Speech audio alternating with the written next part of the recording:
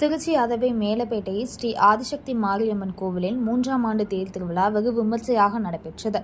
திருச்சி மாவட்டம் ஸ்ரீரங்கம் தாலுகா அதவை மேலப்பேட்டை ஸ்ரீ ஆதிசக்தி மாரியம்மன் கோவிலில் 3ஆம் ஆண்டு தேர் திருவிழா கடந்த மே மாதம் 6ஆம் தேதி காப்பு கட்டுதலுடன் மற்றும் பூச்செறித நிகழ்ச்சியுடன் தொடங்கியது.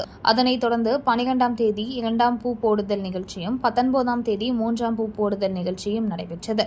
மேலும் 20ஆம் தேதி விளையாட்டு சட்டி எடுத்தல் மற்றும் குதிரை தேர் ஊர்வலம் நடைபெற்றது. அதனைத் தொடர்ந்து 21ஆம் தேதி பூச மண்டபத்திலிருந்து அம்மன் சன்னதி வரை பக்தர்கள் தீசட்டி எடுத்து அலகு குத்தி பால்குடம் ஏந்தி ஊர்வலமாக வந்தனர். அதனைத் தொடர்ந்து 22ஆம் தேதி காலை கெடா வெட்டுதல் நிகழ்ச்சியும் மாலையில் மாவிளக்கு பூஜை மற்றும் மஞ்சள் நீராட்டு விழா ஆகியவை நடைபெற்றது.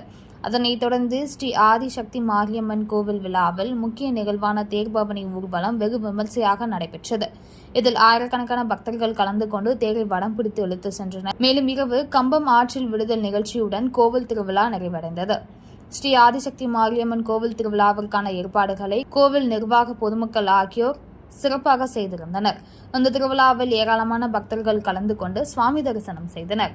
இத்தகவலை நமது செய்தியாளர் ஜோடு திருச்சி மாவட்டத்திலிருந்து தெரிவித்துள்ளார்.